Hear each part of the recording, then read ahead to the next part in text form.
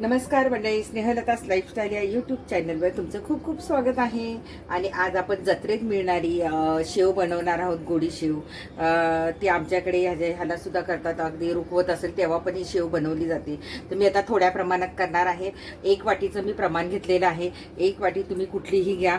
तर 1 वाटी मी चण्याच्या डाळीचं पीठ घेतलेलं आहे चाळून.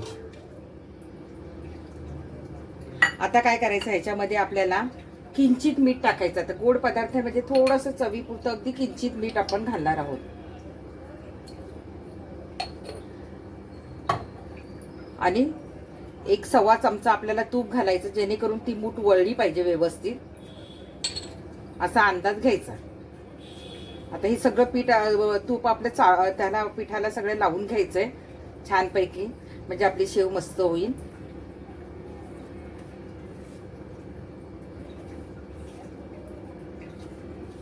हे बघा, असं पीठ अशी मूठ झाली पाहिजे.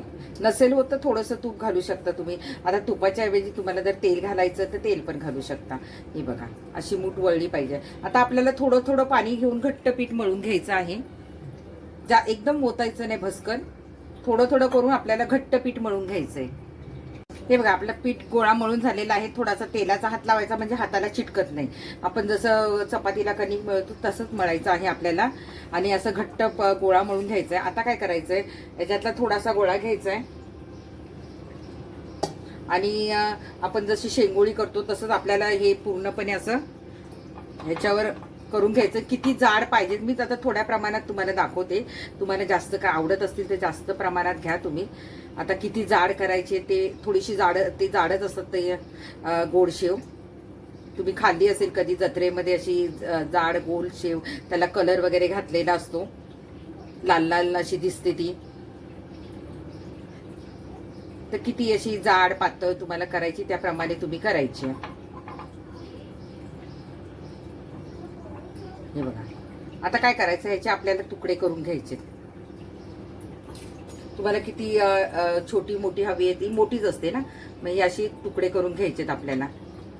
हे बघा,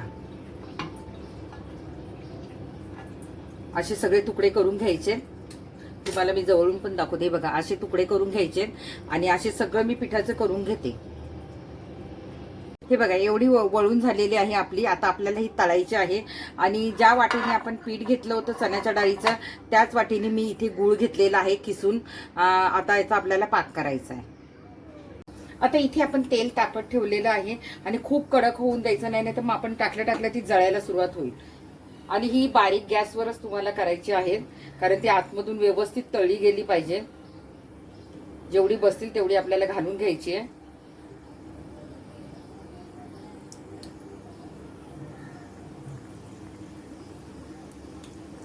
गॅस फास्ट करायचा नाही, तर मग काय होईल माहिती, ती वरून लाल होती ना, आतमधून कच्ची राहली. तर गॅस बारीकच ठेवायचा आहे. बारीक गॅसवरच ही सगळी आपल्याला करून घ्यायची आहे.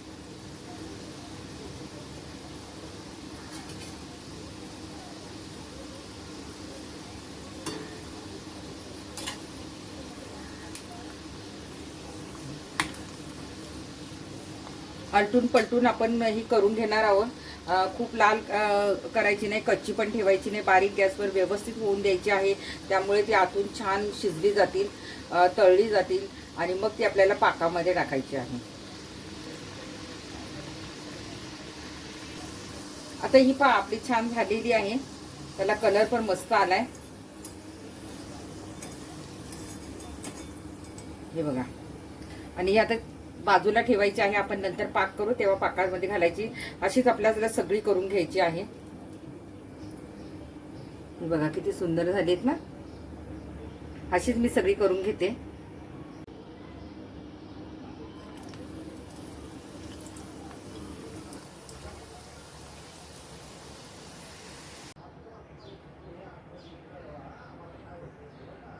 आता हे पहा, आपलं छान तळून झालेल्या आहे सगळ्या शेंगोळ्या. आता आपण काय करायचं, शेव म्हणजे जाडी शेव आहे ही जत्रेतली, तर ते अशी तळून झालेली आहे मस्त खरपूस. आता आपण 1 वाटी गुळाचा पाक करायचा आहे. तर इथे मी 1 वाटी किसलेला गुळ घेतलेला आहे आणि याच्यात थोडंसं पाणी घालायचंय, अगदी थोडंसं पाणी घालायचंय.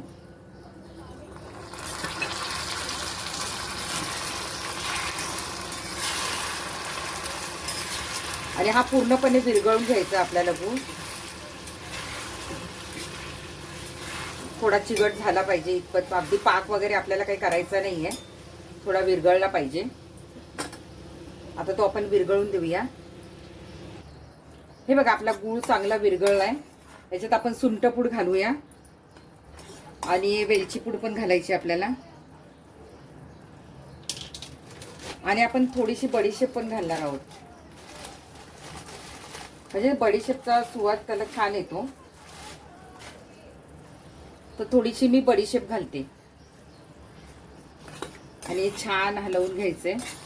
एक 2 मिनिटं आपल्याला चांगला पाक होऊन द्यायचा आहे. एक तारी वगैरे काही करायचं नाही, चिकट झाला पाहिजे.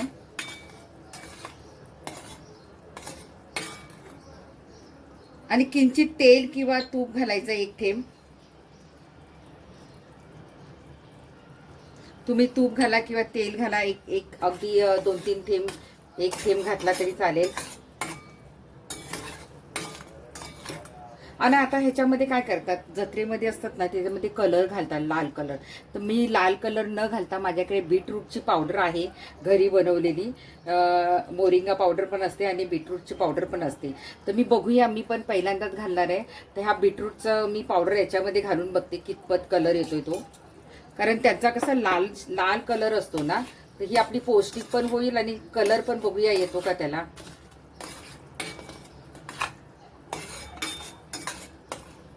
शेवला आपल्या कलर पण येतो का बघूया.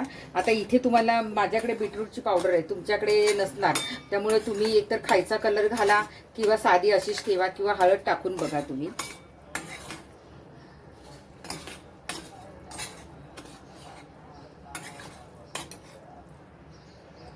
आता आपल्या ह्याला गुळाला बऱ्यापैकी चिकटपणा आलेला आहे. याच्यात आता आपण काळे तीळ घालूया. थोडेसे काळे तीळ घातलेत मी. आता हे जे आहे आपण केलेले शेव आहे ती याच्यात घालायची आहे आपल्याला. आणि पूर्ण कोरडं होईपर्यंत आपल्याला परतत राहायचंय, कारण ते थंड झाल्यावर ती आपोआप कोरडी होते.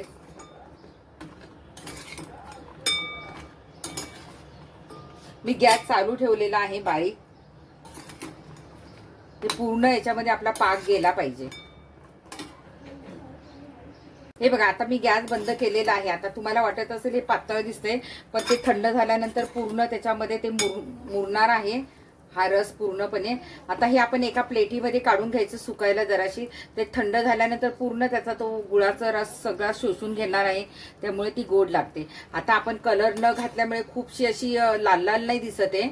आपण फक्त बीटरूटचा कलर घातल्यामुळे ती इथपर्यंतच लाल दिसेल आपल्याला. आता एरवी तुम्ही बाजारात खाता तेव्हा ती लाल कलरमध्ये दिसते, कारण त्याच्यामध्ये खूप लाल कलर टाकतात. तर आपण इथे कलर वापरलेला नाहीये. तर आता हे आपण ताटामध्ये काढून घ्यायचंय. हे बघा मी आता ताटामध्ये काढलाय. हा जो राहिलेला रस आहे त्याचा पाक, तो पण मी याच्यावर घालते, जेणेकरून तो सुकल्यानंतर त्याला छान असा कोटिंग होईल मस्तपैकी.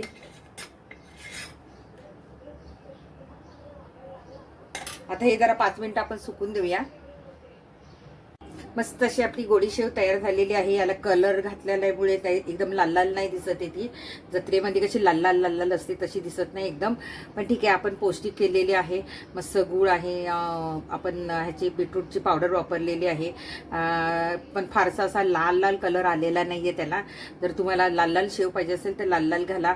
आणि हे बघा आता मी एक थोडी तुटली होती माझ्याकडनं काढताना, तर मी ती खाऊन दाखवते. किती छान झाली बघा. आतमधून पण छान ती तळून घ्यायची व्यवस्थित बारीक गॅसवर, आणि मगच पाकामध्ये घालायची आहे. पाक म्हणजे फार एकतारी पाक वगैरे नाही करायचा. चिगट गूळ झाला व्यवस्थित, चिगटपणा आला की त्याच्यामध्ये घालायची. आणि नंतर तुम्ही चांगलं पूर्णपणे तो परतून घ्यायची 2-3 मिनिटं चांगली.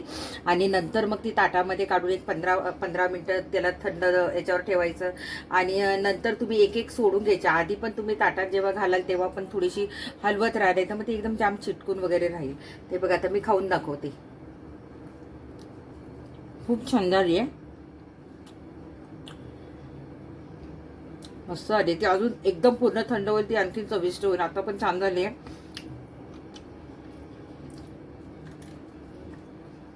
हे बघा 2 तुकडे होतात, अगदी भरभरीत मस्त झाली आहे बघा. नक्की ही रेसिपी करा आणि कशी झाली ती मला नक्की सांगा. Bye bye.